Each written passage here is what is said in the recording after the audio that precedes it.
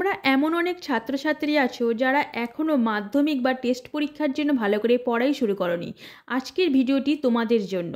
এই ভিডিওতে তোমরা ইতিহাসের দ্বিতীয় অধ্যায় থেকে কি কি গুরুত্বপূর্ণ প্রশ্ন 4 এবং 8 নম্বর আসতে পারে সেই প্রশ্নগুলো তো জানতে পারবেই, অবশ্যই তার সাথে সাথে এটাও জানতে পারবে ওই সাজেশন প্রশ্নের মধ্যেও কোনগুলি খুবই গুরুত্বপূর্ণ এবং গুরুত্ব সহকারে তোমাদেরকে করতে হবে সেই প্রশ্নগুলো। তাই ভিডিওটি সম্পূর্ণ দেখো এবং ভালো লাগলে বন্ধুদের মধ্যে অবশ্যই শেয়ার করো। প্রথমে আমরা 8 নম্বরের প্রশ্ন আলোচনা করব।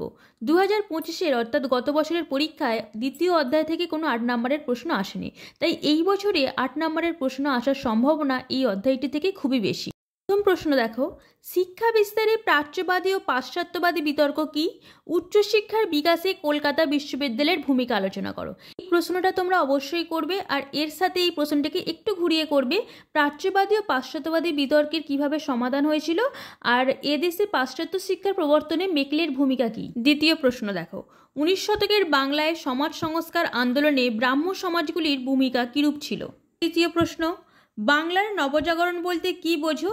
নবজাগরণের প্রকৃতি আলোচনা করো। এই প্রশ্নগুলোর মধ্যে থেকেও কোনগুলো বেশি গুরুত্ব সহকারে পড়বে সম্পূর্ণ ভিডিওটি দেখো, অবশ্যই তোমরা জানতে পারবে। চতুর্থ প্রশ্ন দেখো, 19 শতকের প্রথমার্ধের সতীদাহ প্রথা বিরোধী প্রচেষ্টাগুলির পরিচয় দাও। রামমোহন রায় কিভাবে সতীদাহ প্রথা বিরোধী আন্দোলনকে সাফল্যমণ্ডিত করেন? 4টি প্রশ্ন করলে অবশ্যই তোমরা টেস্ট পরীক্ষার জন্য কমন পাবে। তবুও যারা একদম শর্ট চাইছো তারা অবশ্যই তোমরা ব্রাহ্ম সমাজের যে সংস্কার আন্দোলন সেটা করবে, প্রাচ্য পাশ্চাত্যবাদী বিতর্কটা করবে, এই দুটো করো। এইবার মাধ্যমিক পরীক্ষায় কমন পাওয়ার জন্য যে প্রশ্নগুলো করতে হবে সেইগুলো দেখে নাও। মাধ্যমিকে কমন পাওয়ার জন্য যে জায়গাগুলো থেকে পরীক্ষায় প্রশ্ন আসেনি সেই জায়গাগুলোকে তোমাদের অবশ্যই করতে হবে। তোমরা যদি বিগত বছরের মাধ্যমিকের প্রশ্নগুলো দেখো তাহলে তোমরা অবশ্যই লক্ষ্য করবে প্রশ্নের রিপিটের হার খুবই কম। কেবলমাত্র 2019-এর প্রশ্নটি 8 নম্বরে যেটি এসেছিল বিদ্যাসাগরের নেতৃত্বে বিধবা বিবাহ আন্দোলনের একটি প্রশ্ন এসেছিল, সেটা 2024-এ রিপিট হয়েছিল। বাকি ক্ষেত্রে কিন্তু একটি বারের জন্য এই চ্যাপ্টার থেকে 8 নম্বরের কোনো প্রশ্ন রিপিট হয়নি, তাই তোমরা নতুন ক্ষেত্রগুলি থেকে অবশ্যই করবে। তবে দ্বিতীয় অধ্যায় থেকে বা তৃতীয় অধ্যায় থেকে 8 নম্বরের একটি প্রশ্ন আসে প্রতি বছর। দ্বিতীয় অধ্যায় থেকে এসেছে, তৃতীয় অধ্যায় থেকে কেবলমাত্র 2025 সালেই প্রশ্ন এসেছে। তাই এই বছরে তোমরা এটার পাশাপাশি তৃতীয় অধ্যায় থেকেও কিছু প্রশ্ন তোমরা অবশ্যই করে রাখবে 8-এর জন্য। বছরে তোমাদের জন্য সবথেকে বেশি ইম্পর্টেন্ট হচ্ছে ডিরোজিও বা নববঙ্গ গোষ্ঠী। এখান থেকে যা কিছু আছে পুরোটাই করবে, সীমাবদ্ধ ব্যর্থতা যা কিছু পারবে সমস্ত কিছু করে রাখবে।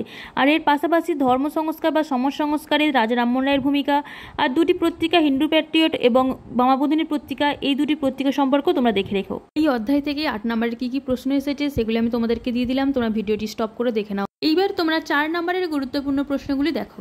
প্রথম প্রশ্ন, হুতুম প্যাঁচার নকশা গ্রন্থে 19 শতকের বাংলার কিরূপ সমাজচিত্র পাওয়া যায়?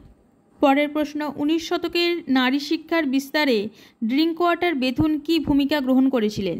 উডের নির্দেশনামাকে এদেশে শিক্ষা বিস্তারের মহাসনদ বলা হয় কেন? পরের প্রশ্ন, শ্রীরামকৃষ্ণের সর্বধর্ম সমন্বয়ের আদর্শ ব্যাখ্যা করো। পরবর্তী প্রশ্ন দেখো, 19 শতকে বাংলায় নারী শিক্ষা বিস্তারে রাজা রাধাকান্ত দেব কিরূপ ভূমিকা গ্রহণ করেছিলেন?